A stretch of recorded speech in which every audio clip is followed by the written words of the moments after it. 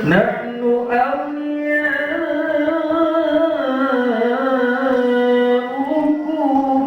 في الحياة الدنيا وفي الآخرة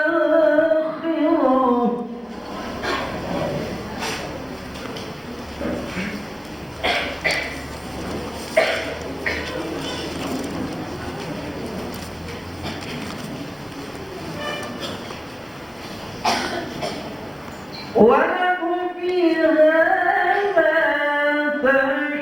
تشتهي أنفسكم ولكم فيها ما تدعون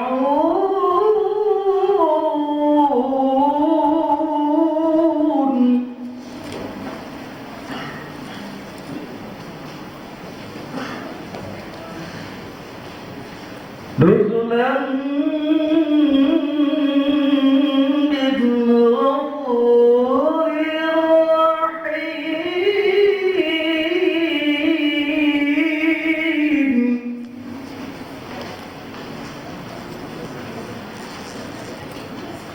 بسم الله الرحمن الرحيم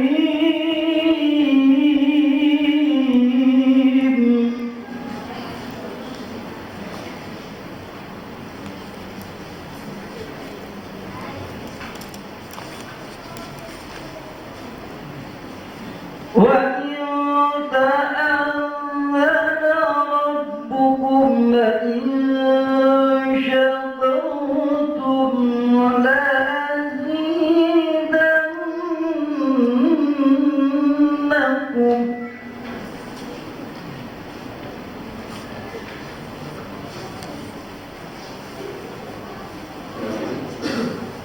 لأزيدنكم ولئن كفرتم إن عذابي لشديد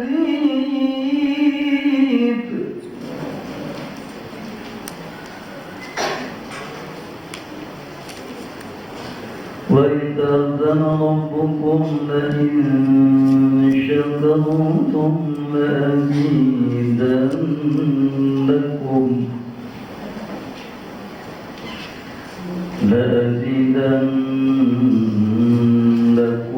ولئن كفرتم إن عذابي لشديد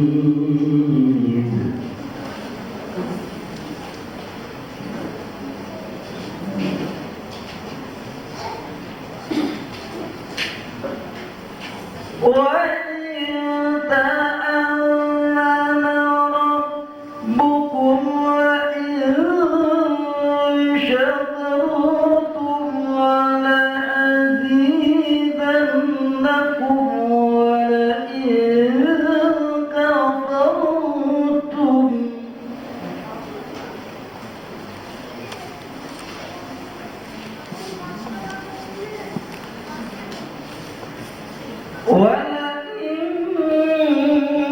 كفرتم إن عذابي لشديد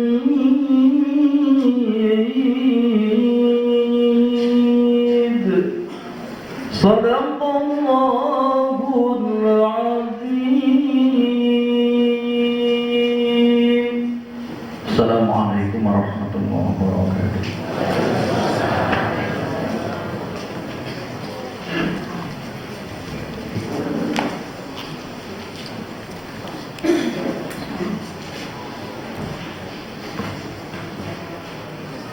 Terima kasih diucapkan kepada Ustaz Supriyadi. Mudah-mudahan pembacaan Haji Al-Quran itu bisa mungkin tadi sampai akhir dan senantiasa mendapatkan berkah dan rahmat dari Allah Subhanahu wa Ta'ala. Yang kedua yang sambutan. Yang pertama adalah panitia yang akan disampaikan oleh Bapak Sambil Wahyu Diono. Pada beliau kami persilakan.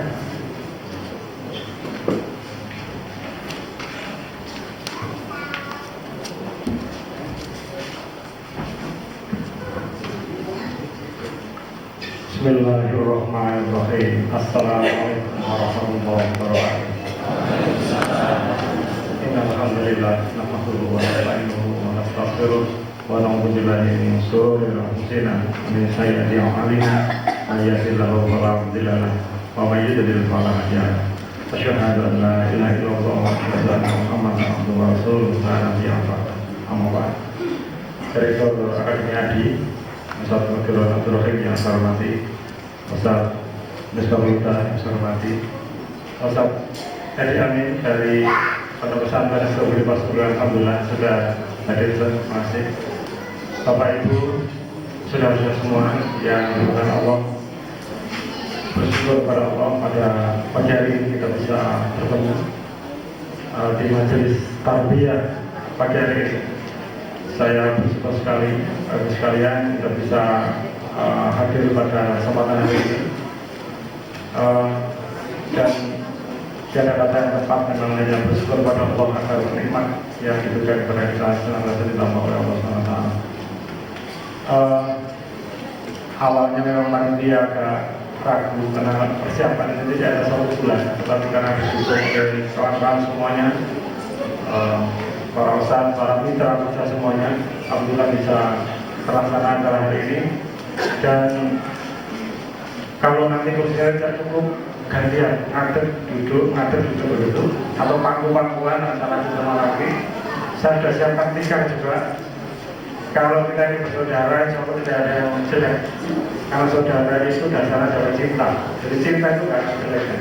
Mesti lihat baik. Kalau tersumuk sedikit, bilang aja dingin.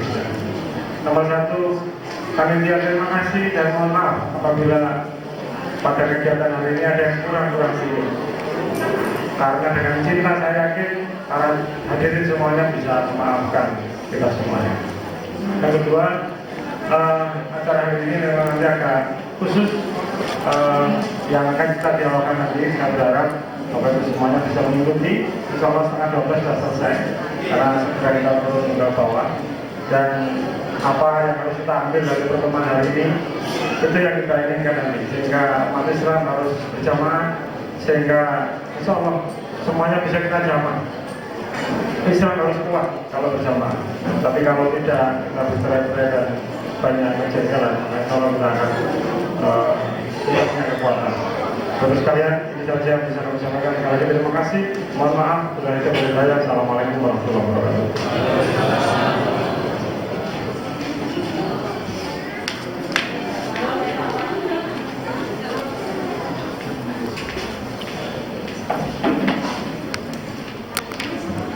Terima kasih disampaikan untuk Bapak Samit Pak Mudiono selaku panitia. Mudah-mudahan penjelasan tadi permohonan maaf dan ucapan terima kasih kepada semua pihak. Mudah-mudahan seluruh amal ibadah yang disalurkan lewat Akademi Dakwah Indonesia ini diterima oleh Allah Subhanahu Wa Taala. Menginjak sambutan yang kedua yakni Direktur Akademi Dakwah Indonesia yang akan disampaikan oleh M. Qadirun Abdul Rahim. Kepada beliau kami persilakan.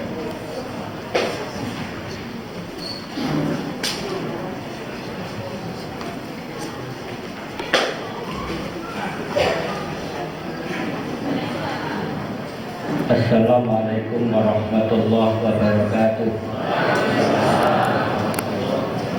Bismillahirrahmanirrahim. Yang saya hormati para alim, para ulama, wabil khusus Ustadz Insinyur Haji Misbahul Huda dan Ustadz Edi Amin dari pesantren Sidogiri Pasuruan, jajaran pengurus Akademi Dakwah Indonesia yang saya banggakan, Bapak Ibu saudara-saudara yang berbahagia. Di dalam Al-Quran itu ada larangan Allah untuk semua ikut berperang, tapi diperintahkan oleh Allah ada sekelompok manusia kecil yang memperdalam ilmu agama.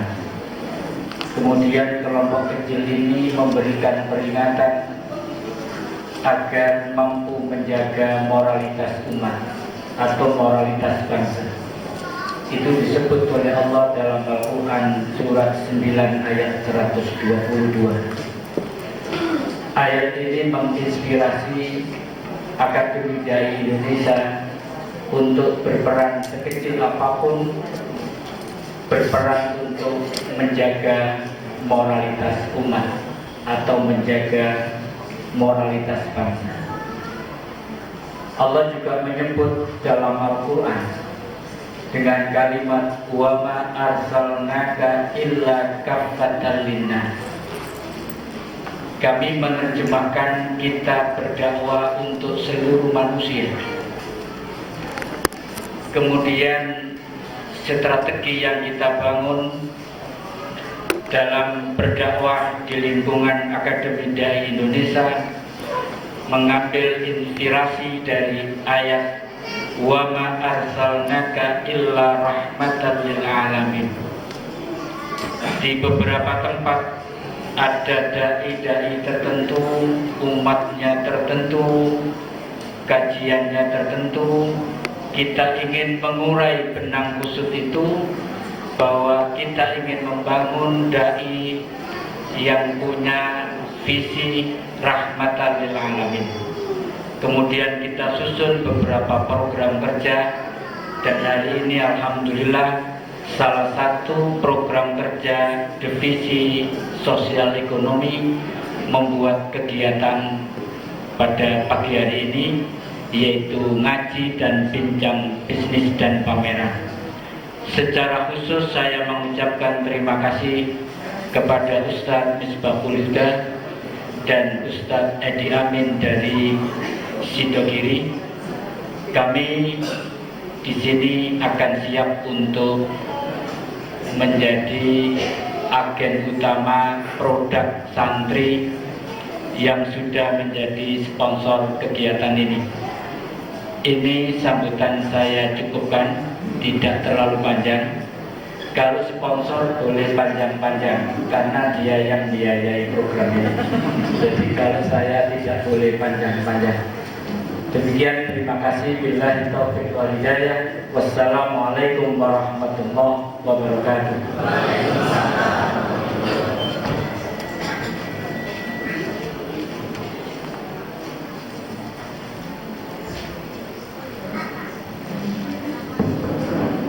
Terima kasih kami ucapkan kepada Ustaz dan Qadir Abdul Rahim. Beliau adalah Direktur Akademi Dai Indonesia.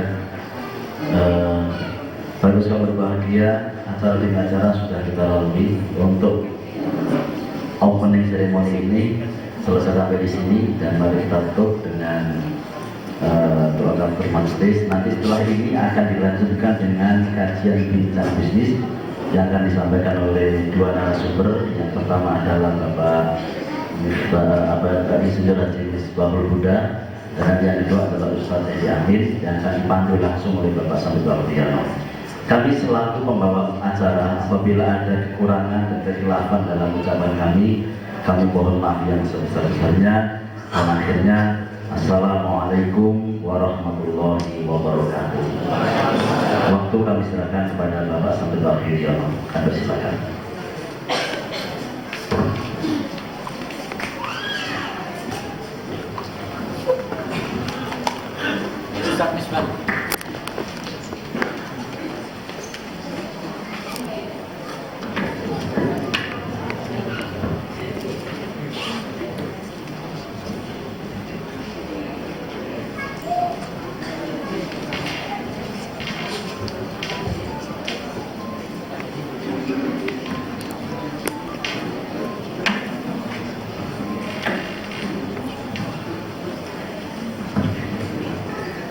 Bagus sekalian, acara yang kita tunggu adalah bincang bisnis, dialog bersama Ustaz Misbahul Huda. Dan kalau saya bacakan kurikulum kitanya beliau bisa setengah jam, makanya nanti kenalan sendiri saja. Yang jelas beliau itu Direktur Energi Abdul Nusantara dan motivator sukses yang berbasis spiritual. Jadi apa-apa kalau disebut spiritual beliau insya Allah sukses. Kita banyak menilai itu. Nanti banyak dialog sana. Yang kedua Ustaz Edi Amin dari Pondok Pesantren, salah satu direktur dari Pondok Pesantren Sidogiri Pasuruan. Beliau ini pesantren yang punya seperti minimarket itu hampir 60-70 seperti itu. Jadi koperasi yang punya PT luar biasa, sehingga santrinya ketika saya ke sana luar biasa. Kita umat Islam kalau jamaah luar biasa. Makanya hari ini kita banyak sharing berguru dengan beliau ini dalam waktu yang singkat. Tetapi nanti ada program yang menarik agar kita nanti bisa ketemu terus dan segera memulai. Bisnis yang baik adalah yang dimulai, tidak dipikir, tapi yang dimulai. Nambah-nambah ya dimulai aja, nanti ketemu. Paling tidak trading, paling tidak. Kalau saya buat trading dulu, dan lain-lain. Terus sekalian, saya hanya ada waktu sedikit, nanti saya sudah undang, silakan memberikan paparan kurang lebih 20 menit. Setelah itu nanti sampai di admin, sama. Setelah itu dialog. Nah, dialognya agak panjang. Nanti juga akan ada dopres juga. Nah, luar biasa. Jadi jangan dilihat dopres. Makanya kalau yang nggak punya tempat duduk, boleh gantian. Setengah jam berdiri, setengah jam duduk. Kasihan nanti dopresnya yang keluar. Kepada Ustaz Misbah kami persilakan.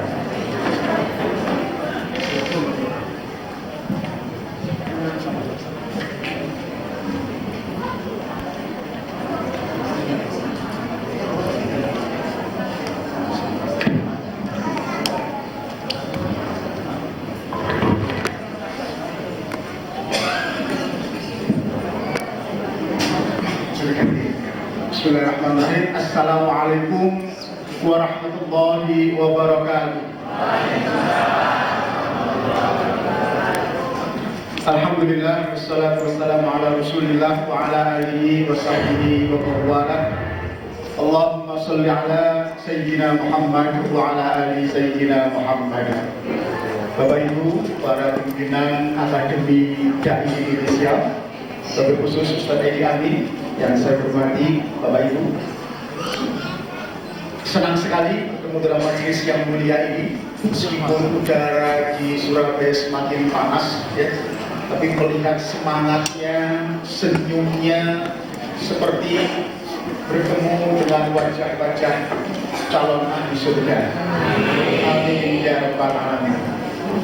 Baik, waktunya terbatas. Saya menyampaikan tentang bagaimana menjadi pahlawan ekonomi Islam dalam racun kemitraan bisnis antar umat Islam.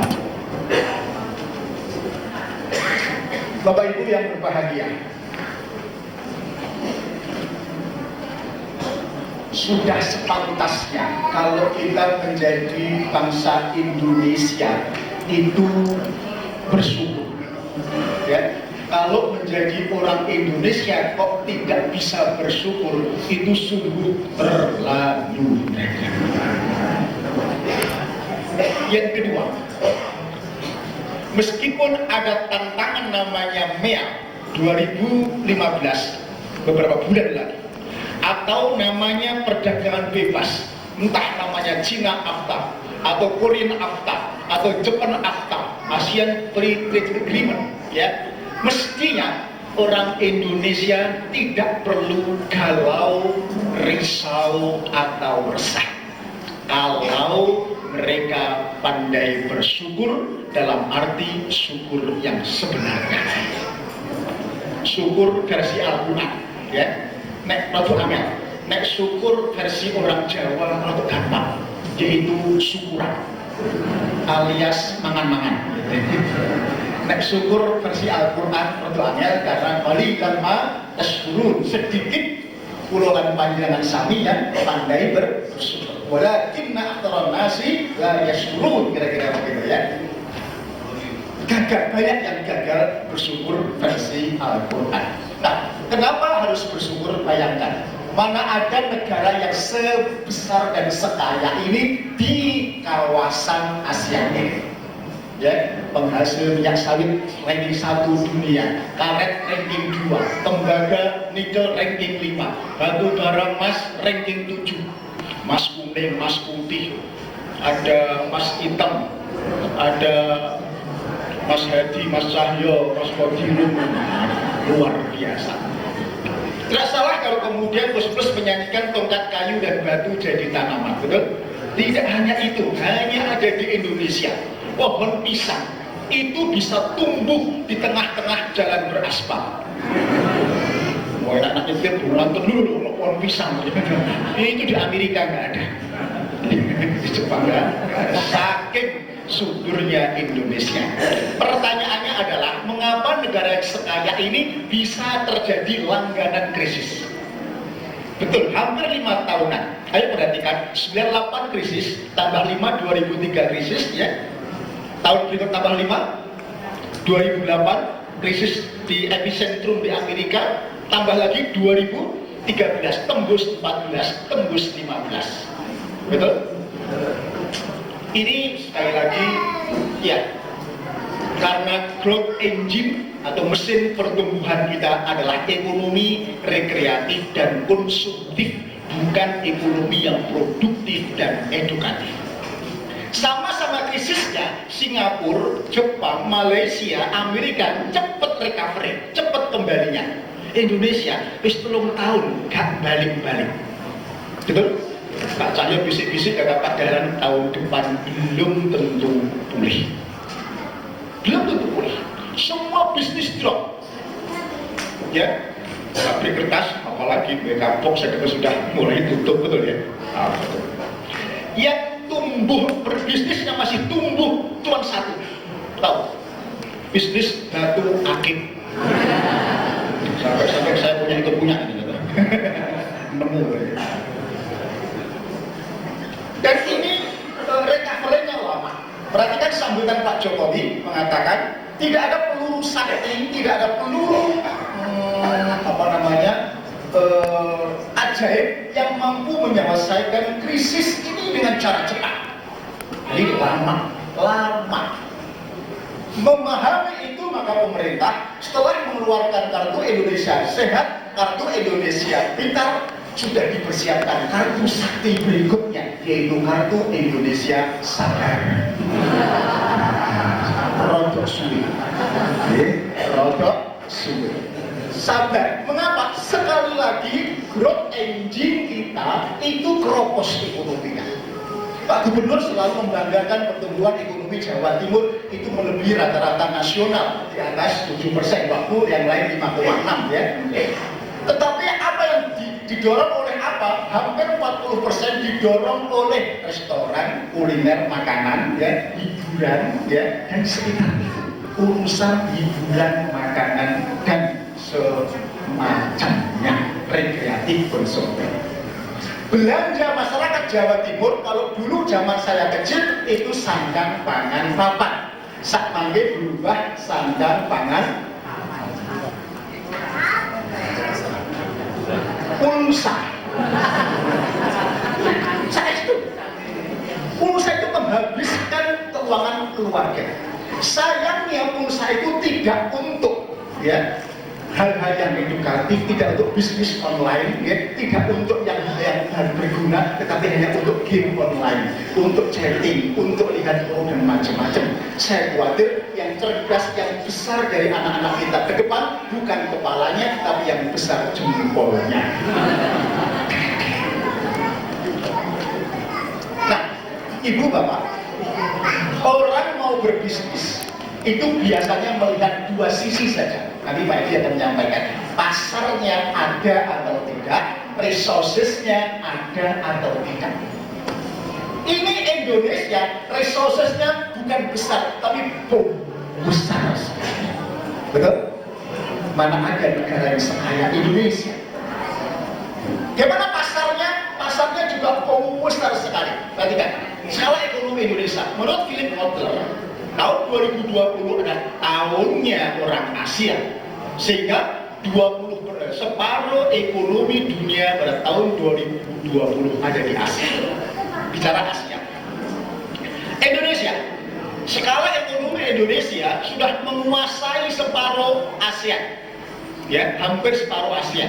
Jadi pasar itu 40% ada di Indonesia. Sisanya 60% dibagi 10 negara ASEAN lainnya. Dibagi 10 tinggal 6%, ya.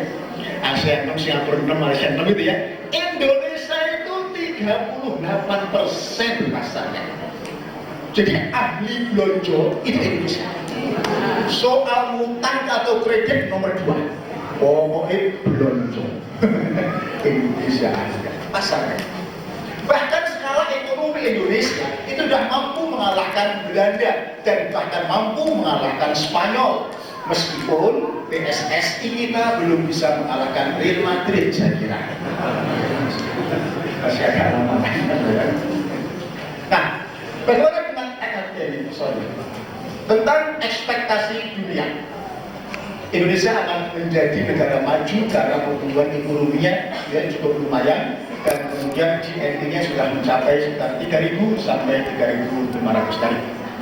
Nah, untuk bisa menjadi negara maju dan tidak terjadi langganan krisis tahunan, maka diperlukan entrepreneurship, wirausaha itu minimal 2% dari jumlah penduduk. Sekali lagi 2%. Sementara sekarang baru 0,18%. Dari masih ada lebih dari 4 juta peluang. Kalau mau tahan, mau sustain. Bandingkan di Malaysia itu ada 7%, di Singapura itu ada 16%, di Amerika sudah 23%. Karena itu negara-negara itu tadi meskipun kena krisis, tetapi recovery-nya bisa cepat, begitulah. Indonesia lambat karena tidak ada entrepreneurship. Nah, jadi kemudian Bapak Ibu, peluang bisnis di Indonesia ke depan itu masih besar. Minimal 2% minimal. Makanya yang paling ngotot Mea 2015 itu negara-negara ASEAN itu pengen nyerbu Indonesia. Saya gak patah ngotot, gak patah siap Indonesia Pak Ibu. Iya, piye, bisnis opo ya. Iya, katanya udah peluangnya banyak, tapi aku gak buka opo, buka warung semakin, pecel sing bambut makan, madang sing anu yang makan, gitu ya. Ibu bapak, kalau mencari peluang itu dipikir dari rumah, dari kamar, temu-temu, sisopo ya. Saya jamin 5 tahun nggak ketemu bisnisnya. Kalau cari peluang, kata Ustadz Yusuf Mansur, ya, teorinya gampang. Cari peluang itu kan celah itu delik, gak ono celah, umpama kan gak ono. Celah itu delik itu kudu awas digoleki. Nah, carane saben hari jenengan masuk pasar, entah pasar Wonokromo, entah pasar Trosobo, sehari 2 kali masuk. Kan belanja apa? Sore masuk.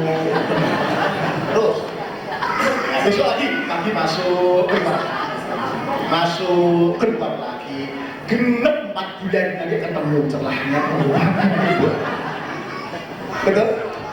Ya kudu silaturahmi, kudu digoleki celah itu. Tetapi teori ekonomi makro mengatakan peluang kita masih besar sekali. Minimal 2%, minimal 4 juta peluang wirausaha. Sampai yang nggak delok mergo gak awas.